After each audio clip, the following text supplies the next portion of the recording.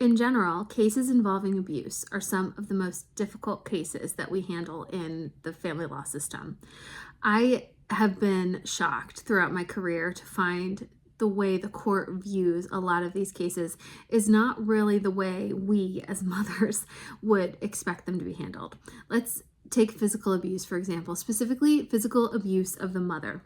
In general, the courts where I practice seem to think that abuse of the mother is not the same thing as abuse of the child.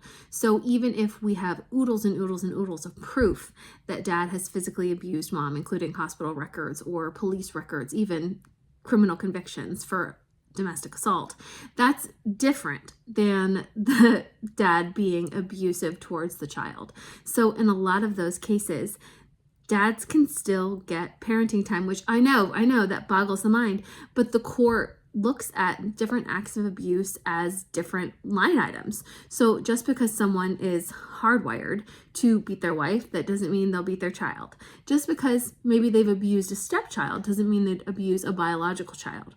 Just because they abused some other random unrelated person doesn't mean that they would abuse people within their family.